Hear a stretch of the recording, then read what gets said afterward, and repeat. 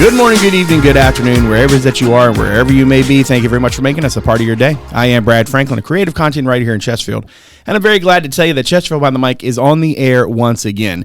December is wrapping up, which means that annually we have our yearly touch base with Dr. Joe Casey, the county administrator here in Chesterfield, to talk about the state of the county, which is a address. This year was a little bit different. We're going to get into that in a second. But first, Dr. Casey, welcome back to the show. How are you? Thanks, Brad. It's always good to see you. I very much appreciate your time. Very much appreciate you being here. Obviously, we've done this last few years where we bring you on in December to talk a bit about the state of the county after that you guys give the address. This year was a little bit different with the panel, and I want to get into that first because I thought that was a really interesting sort of way to approach all of the various pieces of information that you're really trying to convey to folks about kind of where things are for the county, where things are for the various departments and the various activities, the various sort of things that the county is trying to do, and to bring transportation up with Chesa, to bring schools up and have them on the stage, to have Garrett from Economic Development and J.C. Poma from Entertainment Visitation. I never get the title right for what that group does because I feel like, there's a lot that goes into that. Before we dive into the actual information, though, real quick, tell me a little bit about what kind of went into the decision to frame it this way, to kind of have the format change from rather than just, sort of you're at the mic for you guys to all kind of share that a little bit and kind of hear directly from folks this year. Sure. I'm surrounded by a lot of great thinkers and innovative thinkers, not just trying to provide good services every day and make them better the next day, but just different ways to present information, and again, we're just trying various manners and methods. And the traditional state of the county, going back to 1749 maybe, is, just one person representing everything, the alpha and the omega. And, we've been talking for years that this is a team. I mean, it's a team of 4,000 county employees, team of 8,000 or so school employees. So Team Chesterfield is 12,000 people, but most importantly, those 12,000 people are all reportable and accountable up the org chart to who's on top, and that's 380,000 or so citizens. So, it felt right that we kind of talk quality of life for our people. Well, what does quality of life mean? It means live, learn, work, and play. And, one of our employees just simply said, hey, it'd be good to have like sort of expert advice on each one of them if we truly are a team. And so I just stood back and said, well, it makes my job a little easier, was my first thought, but it also makes me realize I'm so proud to just be with them all and help facilitate, if you will, a discussion, but more importantly, fill in the gaps because there are certain functions and employees that at any point at any day are doing all four of those words sometimes at the same time. And as somebody who commonly brings on subject matter experts, to talk specifically about a thing that they obviously live and breathe every day, I thought it was a really good way to do it, and certainly it brought about, I think, a different sort of vibe in a lot of ways. It's not just, you're not just hearing about the state of the county, you're also hearing about the state of the county from people who are right there in the midst of it. So I thought that the format change was really interesting. We'll start with Live, which was one of the main areas. You brought up public safety first. A big focus of the presentation for that section was from Chesa, who is now our director of transportation. I'll get to that in a second, but public safety was something that you began with in your own comments, and I just would like to give you a chance to kind of describe where Chesterfield is when it comes to public safety. Sure. You can't have a good foundation of the live, learn, work, play without the foundations of what our priorities are. Correct. And so, that's a different terminology a little bit, but the priorities of Chesterfield County, without thinking hard, and it's not just me, this is espoused by 5 elected officials, public safety, schools, and infrastructure. So, and again, those are pillars, if you will, that hold up the other 4 words, but most notably live. And, just to be able to feel safe and just know that a 911 call is something that we're coming to you as if you're a family member. Whether it's to help you deal with what might have been a crime, to help you deal with what might have been a medical emergency, a fire emergency. But public safety is also not just those 911 responders. It's the sheriff's office with the care and attention to those that may go to court, for those that may actually have to serve some time. That we're here to help you. We're here to respect you. We're here to say, how are we going to get you back to work, to housing? Those are the wraparound services that are led by our public safety officials. And again, the bigger team around that's probably the other 2 words or 2 departments, is our mental health services and social services. I mean, they are there doing anything possible to help out all people to have a better day the next day. Right. Now, in terms of making things better, transportation, obviously a big focus for a lot of folks these days. As we go through the rest of this, I'm going to probably give you a lot of information as a listener. If you're viewing the show, you're going to see some graphics and things on the screen that'll kind of help to sort of supplement some of the numbers I'm giving you. The state of the county itself, the address, and you can also watch the videos, all available on our website, Chesterfield.gov. So I'm already messing one up. $787.4 million for transportation across 100 plus projects that are either planned or underway, which I think is more than double of what it was in 2019. Chesterfield is the second largest road network in the Commonwealth, $375.2 million in new roads in alignment. Now, throughout this portion of the address of the speech, Chess outlined a lot of the kind of the reach that transportation now has here in Chesterfield. She mentioned the Ondale Road drainage improvements. Obviously, 3 bridges came in 6 months early, which I know has to be I don't want to say unheard of, but in a lot of ways unheard of. She talked about the Powhite extension. She talked about Hull Street Road and the level of traffic that is there now and what it projects to be in the not too distant future. I'm just curious, from your point of view, what really stood out to you about that section? Well, first, I'm glad Otterdale Road opened prior to my stay of the county, because I didn't want to have to go one more year with detours in the pictures. Yeah. But having said that, I do think it's the flow of traffic that is so important to somebody, whether it's a school bus trying to get to school, whether it's a 911 responder. So again, selfishly, from a local government and school system, we need a functioning transportation Absolutely, network. yes, sir. But we're here to try and get workers to work on time. We're here to help you visit friends and family without being burdened by, inordinate traffic and congestion. Right. So the plans, and traffic engineers are amazing people. When they first propose ideas and different ways to route traffic, you look a little puzzled, it looks a little expensive, but they generally are right. Yeah. And I've learned over my life to listen more and more to them. Especially when they start talking about the crossover, which that's not the technical term. What's the technical term? The diverging diamond? Yes. Right. Which, if you've been around one of those, it's so backwards, and yet you do it and you're like, oh, that actually really makes sense. And that was really delightful. But I can totally understand where you're coming from in the sense of the road piece of this is so vital for so many people. And, you have so many talented folks who, I had Chet Parsons here not too long ago. They live and breathe roads, and they have such dynamic ideas, and their approach is so interesting to watch. No, and Chesterfield, from 1611, when Henricus was established, there wasn't a road network then, right? And so they were behind, and so we've been behind ever since. And I read stories about horses couldn't traverse the county well back in the day. So, but catching up is a hard thing to do for expensive projects. But just like many things we're doing, we're in not just a catch-up mode, but we're actually for the first time trying to get ahead. Right. For, which, again, is something that the people want. Now, is that expensive? Is that ways we have to prioritize our funding? Right. Leverage our partners with regional authorities, state, even federal. Right. But, again, the state is becoming more and more burdened just in maintaining the roads with the finite funding it has. And the federal government, in providing roads to Chesterfield, the interstates, that is, some things haven't changed since Eisenhower has been in office. Yeah. And it's interesting, because we think about a lot of things as regular citizens. We drive on roads just like, kids go to school, and we think we understand.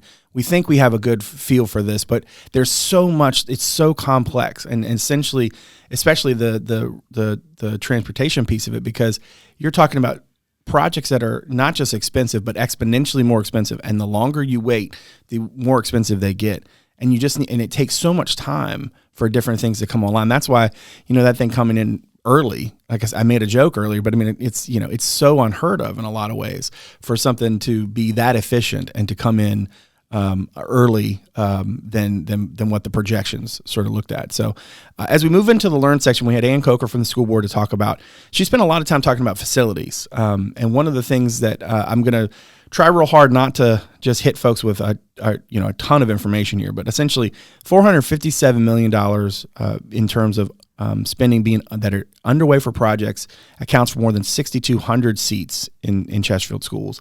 So we had 3 schools in 2021. Then another one in 2022. Falling Creek Middle School now 254 square feet, 1,800 students. That's expected in August of next year. The Western Area Middle School, same capacity, same square footage of the August of 2025. Then you're looking at elementary schools in 2025 at A.M. Davis, Bensley in 2026, the Western Area in 2026, and then the Dale District in 2027. What this really does paint a picture of is just the amount of, one, the need that is being addressed, and two, that there are a lot of things that are going to be coming into place here in a very small amount of time. Goes back to the bond facilities plan from 2022, obviously. So for me, the fact that you juxtapose all of the need from facilities with the JLARC study piece of this, when we're going to have Mark from the JLARC folks coming on here soon to talk about that. But the estimation being that the state is underfunding schools here by $220 million, and it's kind of crazy to me that we can both be underfunded to that degree and also still be able to do the things we're able to do. What was your biggest takeaway from this section of the state of the county? Well, first and foremost, I want to thank Ms. Coker for attending. As a school board chair and as a leader, it's generally unheard of that a school board would co-host, if you will, a state of the county. They have their own state of the county as well, rightfully so. And there's some localities in the state of Virginia where I'd probably have to issue a subpoena to get a school board member to be on the stage with me. We don't have that in Chesterfield County. The people don't want that to happen, right. So we don't even go there. So we are a partner, just like with roads. Yeah. We lagged behind quite a bit, and it's very obvious to many people who had children in the school system. Right. So your 6,200 seats. If you think about it, this last year we had about 100 new students net into our school system. So the math is if I had 100 new students net in 1 year, and I'm adding 6,000 in process right now, and that doesn't count the prior bond referendum, right, which really rebuilt a lot of old schools, but generally provided an extra 100 to 200 new student capacity in them as well. We are, again, catching up, but more importantly, getting ahead. The biggest task before us now as a county and working with our schools with whatever intel they need is to design a district system for elementary, middle, and high that's the most efficient. Right. Most efficient to best serve the student, most efficient to have the minimal number of miles of our bus routes, which means the minimum amount of time that a student needs to be on a bus. Right. And again, if the schools can accomplish that task as we're building, those two variables together will position us very well for the future. Yeah. You mentioned a couple of times now, sort of catching up and getting ahead. When we think of economic development in Chesterfield County, the getting ahead is I feel like the last 2 years, Garrett was up from economic development for the work section of the state of the county. And he talked, at first he made a joke about, he made the plenty pun, which I thought was pretty funny, but just the idea that while we all think that 2022 was just this banner year, and it was, that 2023 in essentially broken every record that they track. So it's not that you can't have another Lego on the heels of another Lego. But $743 million announced in new and expanded business. The labor force is an all-time high. The number of businesses is an all-time high. The average weekly wage is at an all-time high, and the jobs in Chesterfield County are at an all-time high. And at the same time, they've touched more than 4,000 people through their small business program. So it feels like as Garrett was kind of going through all of this, it really felt to me that, if you could have had your druthers and put together the best year you could have on the heels of 2022 and Lego and everything, this would be that year, and they really did it. But beyond that, one of the things he talked about was the impact that it has on self-esteem and confidence and pathway to success. And I'm just curious to get your thoughts on how you feel about sort of where Chesterfield is right now in terms of economic development. Well, I'll start with just the emotion of just having that self-esteem word. There's nothing more important than a parent, I would think, to show their child, that they have a job that they like, right, a job that they're getting paid a good day's wage for. Right. They're providing for their family. They hopefully have enough money to have some enjoyable vacations and memories and so forth. And then that child that then can apply themselves in the school system to maybe pursue what their parent did, or be exposed to that, hard work does pay off. So, it's old adages that again are tried and true. Right. And, I applaud economic development. I applaud all those that economic development relies upon. They were very thankful just recently that, all of our community development departments position businesses for success. Right. And it's not just these, 10 or so announcements that made national news over the last year that contributed to some of the statistics you said. Garrett mentioned there was 1,000 new businesses in Chesterfield County. Yeah. And I love that.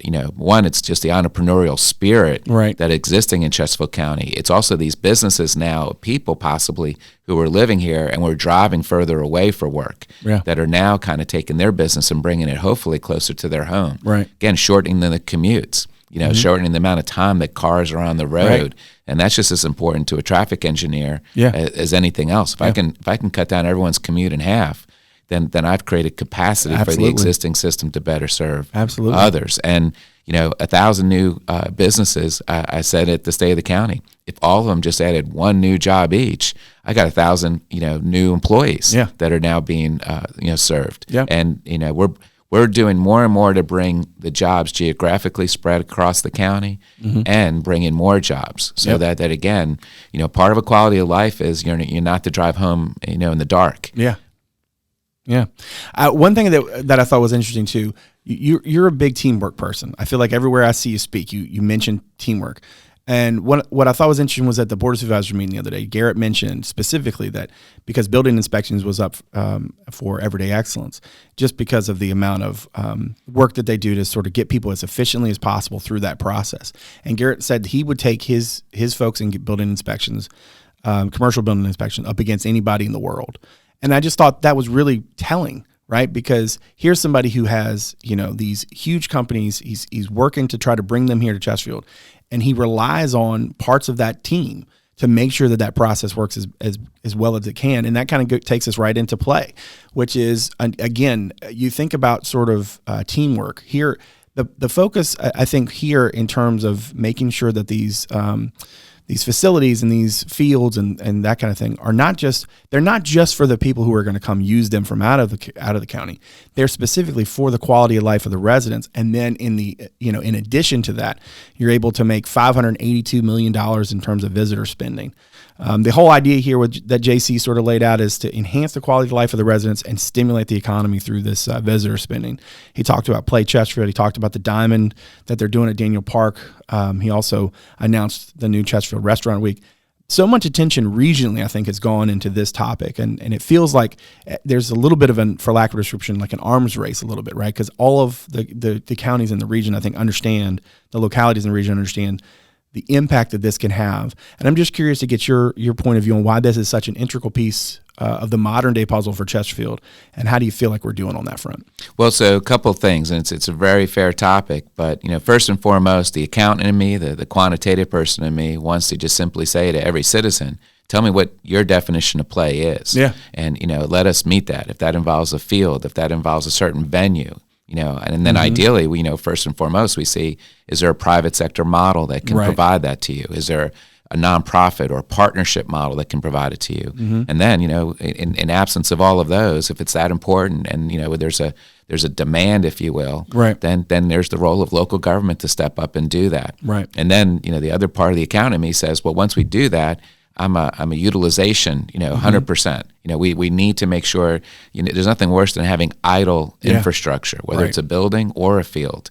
And so how do you best use that? So how do you design, free play or playtime, local leagues, but then, these tournaments, to fill in all the space so that you're maximizing this utility. Right. The turf fields enables us to actually, play on fields a lot longer. Right. Play, right after a rainstorm as opposed to waiting days. The lights help us play into to dark hours. Right. And so all of those things together make for a great environment. When we talk about sports tourism, it is the visitation that's coming here, but many of the teams that are actually also participating and competing are the home teams. Yeah, that's right. And there's a savings. I was a father of a travel sports son, and we drove every weekend some other place, and it's expensive. Right. And you're away from home, and you're doing everything possible to have your child have these memories, which the play category does create the most memories. Yeah. Nothing against work and learn, but at the end of the day, if I had to write it in a journal, it's going to be my play that actually gets recorded, right? That I'm going to reflect upon and have a great memory of. Yeah. Well, before we get you out of here, I do want to ask you. It seems like after an impressive 2022 that. And I believe you even may have said this in your State of the County last year, the idea of not resting on your laurels and actually sort of pushing the agenda forward, continuing to thrive, continuing to progress, and to I think it's impossible to sort of hear from the folks that were on that panel to hear about sort of the things that are happening in Chesterfield and not come away with that sort of takeaway. So what would you attribute that continued trajectory, that continued momentum? And what do you see ahead in 2024? Well, we do so many things that are new and innovative, efficient, effective, whatever the terminology will be. There's really no roadmap that we follow because we're ahead of so many. That's a good point. And I wish we could get consulting fees or commission on all the other local governments across the country that keep calling us and just simply copying what we have. I get called every day just about saying, hey, can you send me this, send me that? Right. And I was like, I really want to charge you for it. I could probably lower the tax rate. And even going back to building inspections, and the plan reviews and all that, Right. I get compliments from those that are constructing these facilities saying, you're not just inspecting something, you're Right. helping me design it better. Right. And at the end of the day, and sometimes even when they're a little frustrated, that's going to cost me more, for them to come back saying, actually, that was worth it. That was better, yeah. And that was free advice. Yeah. Or you saved me money with my architect or engineer because they were going to charge me, a fortune for what you told me for free to do. Right. So those are all ingredients. Mm-hmm. So, but the key to all of this of trying to always go forward is listen to our people, listen to 380,000 people. Mm-hmm. But more importantly, then also answer their questions honestly, but also explain who we are and what we're doing. So if we're doing something that may not necessarily make sense to somebody, we have to actually illustrate how it may make sense to other people. Right. And how we just have to respect all people in doing that. And it's just, even the anomaly of creating the, Central Virginia or perhaps Virginia's best cricket field Right. is listening to all these cultures and communities that are telling us, Right. the world's number 2 sport after soccer is cricket. Right. And, and I joked, but it was serious. I've seen cricket fields that have trees inside the oval. Yeah. And I played softball once without a fence, and I almost ran into a tree catching a ball. And it's not a way you want to play a sport. It's not great. but so others, and it's like, well, let's learn how that sport is played. Let's appreciate it. Let's celebrate what will be an interesting worldwide showcase of like 10 different countries whose residents or descendants are now living here. Yeah, that's great. Well, Dr. Casey, thank you very much for coming on the podcast again. I'm sure next year we'll have you back to talk about the state of the county in 2024, but we look forward to it. Thank you very much. See you soon, Brad. All right. Now, make sure you check us out on social media. On Twitter, it's at Chesterfield VA, and on Instagram, it's Chesterfield Virginia, all one word. And on Facebook, you can check out our podcast page. Just search Chesterfield behind the mic. Now, make sure to follow or subscribe to the podcast on Apple Podcasts, Spotify, Google Podcasts, Overcast, or wherever it is that you get your shows. And if you're so inclined to give us a rating and review, we greatly appreciate it. As always, a video version of our show is available on our YouTube channel, as well as on our website at Chesterfield.gov/podcast. That's also where you can submit feedback anytime, make suggestions, or just reach out to us. You can watch the show on WCCT Thursday through Sunday at 7, on the weekends at noon. That's Comcast Channel 98, Comcast Channel 98 and Verizon Channel 28. Lastly, you can check out Chesterfield.gov/connect with us to find out a number of other ways to connect with Chesterfield County. My thanks to my director, Martin Stith, my executive producer, Teresa, Bonifas, and all the good folk from Constituent and Media Services for all they do. And my thanks to you for joining us today. So, from all of us here in Chesterfield, thanks again for making us a part of your day. We'll see you again real soon. Take good care.